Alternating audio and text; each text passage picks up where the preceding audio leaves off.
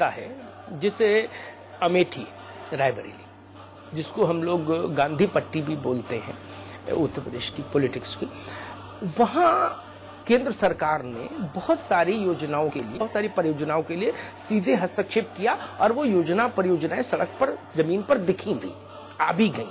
राज्य सरकार भले ही समर्थन में रही हो या न रही हो, लेकिन आपको नहीं लगता वैसा हस्तक्षेप बुंदेलखंड के लिए नहीं हुआ जो हो सकता था? हम समझते हैं राहुल जी ने उससे सशक्त हस्तक्षेप बुंदेलखंड के लिए किया, लेकिन चूंकि जो स्थिति है हम कहेंगे पूरे प्रदेश की बद से बदतर है।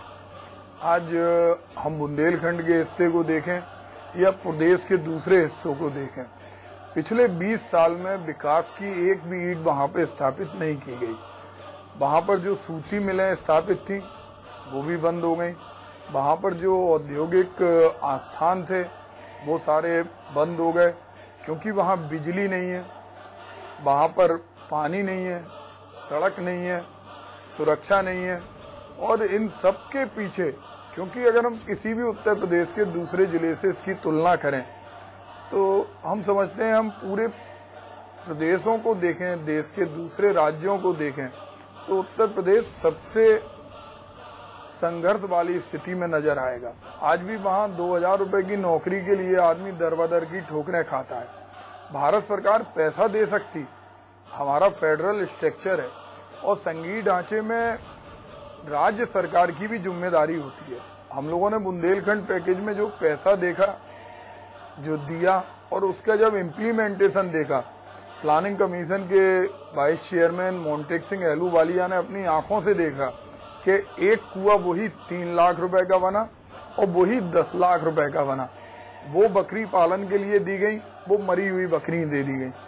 भारत सरकार पैसा दे सकती लेकिन उसका इम्प्लीमेंटेशन नहीं कर सकती।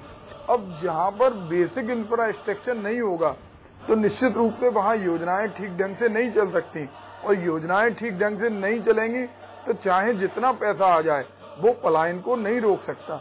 आज जो लोग पलायन करते हैं वो ट्रेडिशनली पलायन करते हैं। उन्हें लगता है हम किसी महानगर में जाएंगे, वहां में प्रतिदिन के 300 रुपए मिलेंगे, 250 मिलेंगे, 200 मिलेंगे, हम भले ही वहां पर किसी झुग्गी झोपड़ी में रहें, बीमारी के शिकार हो जाएं, ये उनके मन में भावना है। जबकि हम लोगों ने जो योजना सोनिया जी और प्रधानमंत्री डॉक्टर मनमोहन सिंह ने निर्मित की है, उसका उद्देश्य है कि बुंदेलखंड या देश के 7 लाख से ज्यादा गांवों में कोई भी व्यक्ति माइग्रेट ना हो, पलायन ना करे, सुसाइड नहीं करे, उसको 100 दिन के रोजगार देने की गारंटी है।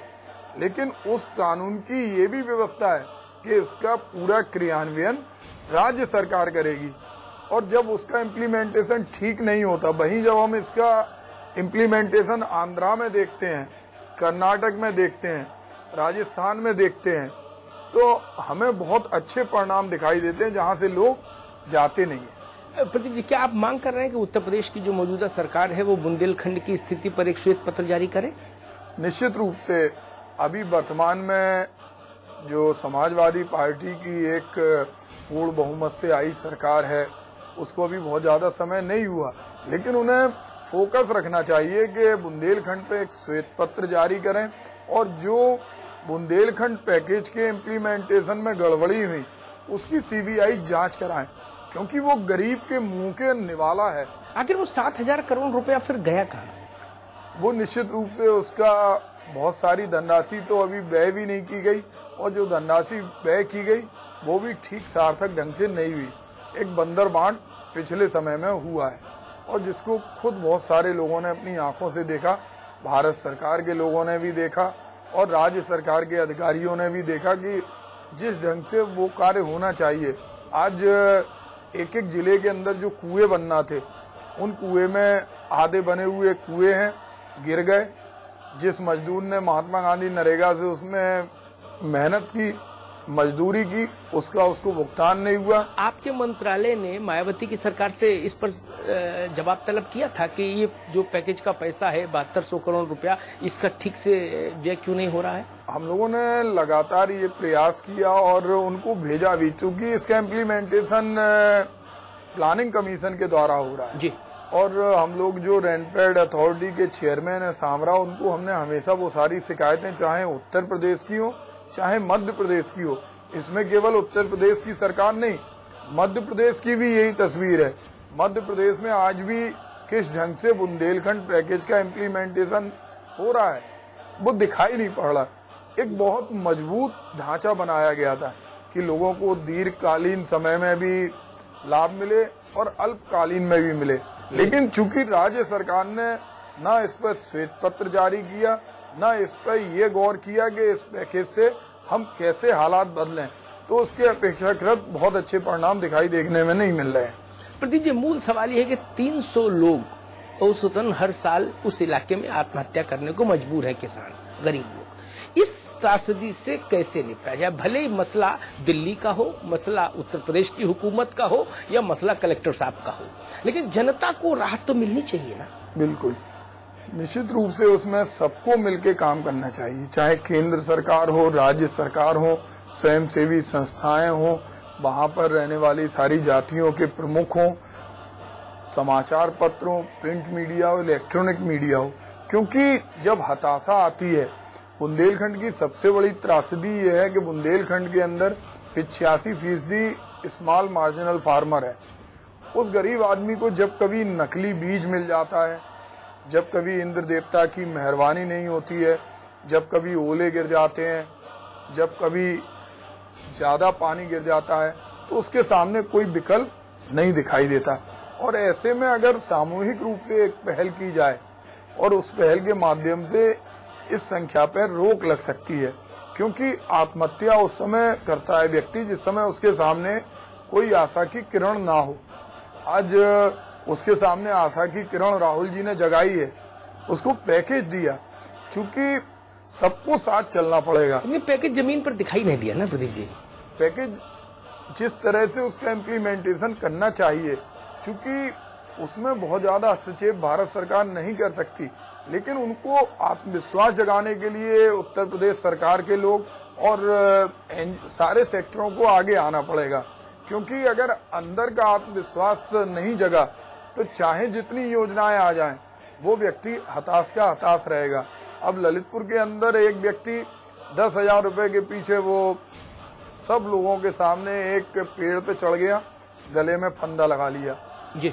वो स्थिति, जो स्थिति आज ललितपुर की सहारिया जाति के लोगों की है जी, बुंदेलखंड के बहुत सारे गांव के लोगों की है, उस स्थिति में क्योंकि योजना है, अगर वही व्यक्ति को एक परिवार में 100 दिन का रोजगार वो ले, वो डीएम के माध्यम से, बीडीओ के माध्यम से, आपने ब्लॉक के सेक्रेटरी के माध्यम से अगर उसने जॉब कार्ड बनवा लिया, तो वो 2000 के पीछे आत्महत्या नहीं करेगा, क्योंकि वो सबको मिलके करना है। अब जब लेकिन मनरेगा में भी तो घपले घोटाले की खबरें आती हैं बार बार। हम शायद जिस इंटेंशन से ये इतनी बड़ी योजना लागू की गई थी, लॉन्च की गई थी, वो जमीन तक पहुंचते पहुंचते वहां भी डाइल्यूट हो जाती हैं चीजें। नहीं, हम समझते हैं कि 120 करोड़ लोगों की आबादी में आज प्रत्येक परिवार को रोजगार देना बहुत बड़ा काम है, और इसका सबसे बड़ा प्रभाव ये है कि जो हिंदुस्तान की महिलाएं जो घूंघट में आती थी और अर्थी में जाती थी, आज 50% से ज्यादा मनरेगा में कार्य कर रही हैं। और महिलाएं आज पतियों पे आश्रित नहीं है कि उन्हें 500 रुपए चाहिए तो वो पति पर भीख सी मांगे, क्योंकि हम देखते हैं बुंदेलखंड में महिलाओं की स्थिति बद से बदतर थी। 12 घंटे उनको पानी भरने में लग जाते थे, बाकी के 4 घंटे घर की सफाई और बच्चों को तैयार करने में, और 3-4 घंटे वो सोती थी। आज इससे प्रभाव पड़ा है, क्योंकि एकदम कोई जादू नहीं हो सकता। जहाँ शिक्षा की कमी हो, जहाँ जागरूकता की कमी हो, जहाँ भ्रष्टाचार से सामना करना पड़ रहा हो, जहाँ पर ढांचा पूरा निर्मित नहीं हो, सरकारी ढांचा नहीं हो, ऐसे में एक दिन में नहीं हो सकता, लेकिन धीरे धीरे वही प्रभाव दिखाई देगा जो आंध्रा में, केरला में, कर्नाटका में। बुंदेलखंड में तो कहावत बहुत वो लोक जीवन में प्रचलित है, गगरी न फूटे चाहे खसम मर जाए। हाँ, पाठा एरिया और बुंदेलखंड के बहुत सारे एरिया में जल की भारी समस्या थी, क्योंकि लगातार लोगों ने, जो बुंदेलखंड की एक भौगोलिक परिस्थिति थी, वहाँ का एक जो ढांचा था, चंदेलकालीन समय में ज्यादा से ज्यादा तालाब वहाँ लोग बनवाते थे। अगर किसी के घर में किसी के यहाँ पुत्र हुआ है, किसी के यहाँ शादी हुई है, तो वो मंदिर में मूर्ति नहीं रखवाता था, वो एक तालाब बनवाता था। वो तालाब उन पे कब्जा हो गया, उनका पुनर्निर्माण नहीं हुआ। वो परंपरागत ढंग जो जल प्रबंधन की थी वो खत्म हो गई। उस कारण से जल की समस्या पिछले जब ये कहावत निर्मित हुई उस समय तक चलती रही, लेकिन अब परिवर्तन धीरे धीरे आ रहा है। जो मनरेगा से और इसके अलावा हम लोगों ने भारत सरकार से एक योजना RRR योजना, जिसमें वाटर बॉडीज के लिए 90% पैसा भारत सरकार देती है, जो केवल नॉर्थ ईस्ट में थी, उसको भी वहां स्वीकृत कराया है। तो आने वाले समय में ये स्थिति परिवर्तित होने वाली है। प्रदीप जी, कभी आप इस दिशा में क्यों नहीं प्रयास करते, जब आप सरकार में हैं, कि टूरिज्म और स्मॉल स्केल इंडस्ट्री या कॉटेज इंडस्ट्री, हैंडलूम, इस चीज को वहां अगर प्रमोट किया जाए, दो सेक्टर्स को, तो शायद कुछ तस्वीर बदले। क्योंकि खेती वहां बहुत अच्छी हो नहीं सकती, वो भौगोलिक परिस्थितियां वहां ऐसी हैं कि खेती वहां कितना भी पैकेज दिया जाए, बहुत अच्छी पंजाब की जैसी खेती, हरियाणा जैसी खेती बुंदेलखंड में हो नहीं सकती। पर्यटन उद्योग के लिए हम लोग लगातार प्रयास कर रहे हैं, लेकिन चूंकि अमिताभ भाई, मैंने पहले भी आपसे कहा कि विकास के दो पहिए हैं, एक राज्य का, एक केंद्र का। चूंकि भूमि और टूरिज्म स्टेट सब्जेक्ट है, इसको पैसा तो सेंट्रल से जा सकता है, लेकिन बेसिक जो सिस्टम है फंड डिस्बर्समेंट का, कि स्टेट को वो बना के देना चाहिए। आज बुंदेलखंड के बहुत सारे पर्यटक स्थलों के लिए हमने भारत सरकार से धनराशि अब मुक्त कराई है, लेकिन उसका वर्क पूरा स्टेट के लोग करेंगे। और हम समझते हैं, लेकिन इसमें अगर हमारे उत्तर प्रदेश और मध्य प्रदेश की सरकारें इस पे गौर करें तो बुंदेलखंड काफी विकसित हो सकता है। आज अगर हम देखें, धामोनी एक जगह है मध्य प्रदेश में, वहां पर जो मजार है, उस गांव की आबादी केवल एक है। रेत वाले बाबा थे, वो रेत में खेलते खेलते समा गए। लेकिन वो धामोनी एक ऐसी जगह है जो अंतर्राष्ट्रीय स्तर पर पर्यटकों की इबादत का केंद्र बन सकती है। आज नीलकंठेश्वर का मंदिर देखें हम, ललितपुर में है। भगवान शंकर का ऐसा श्रृंगार पाषाण प्रतिमा पर पूरे मुल्क में कहीं दिखाई नहीं देगा। देवगढ़ के मंदिर देखें, आला की बैठक देखें, कोई भी एरिया अगर हम देखें बुंदेलखंड का, चाहे उत्तर प्रदेश का चाहे मध्य प्रदेश का, उसमें पर्यटन की असीम संभावना है।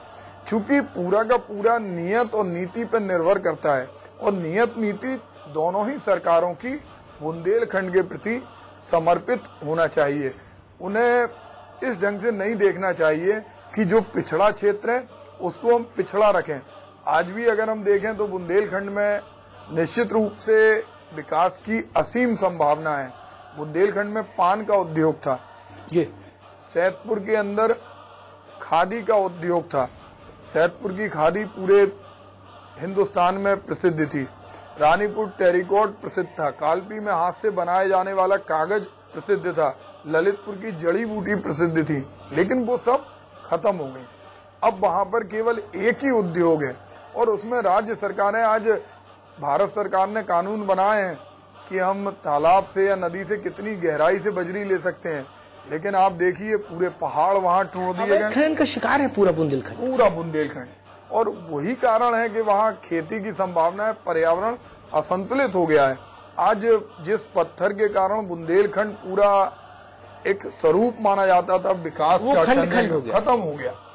बजरी है, अवैध रूप से पूरा खनन पिछली सरकार से आज तक जारी है, और इसमें हम इस सरकार से अपेक्षा भी करते कि कम से कम जिस पर पूरा बुंदेलखंड निर्भर है, जो बुंदेलखंड की आत्मा है, पत्थर और बिजली, बजरी और मिट्टी, इनका इतना उत्खनन नहीं होना चाहिए कि आने वाले समय में बुंदेलखंड बद से बदतर स्थिति में पुनः लौट जाए। प्रदीप जी, यहाँ पर मैं आपको रोकना चाहूंगा, समय है एक ब्रेक का। ब्रेक के बाद जब हम वापस आएंगे तो प्रदीप जैन आदित्य से बात करेंगे उत्तर प्रदेश में कांग्रेस की दशा और दिशा के लिए। आप कहीं मत जाइएगा, हम यूं गए और यूं आए।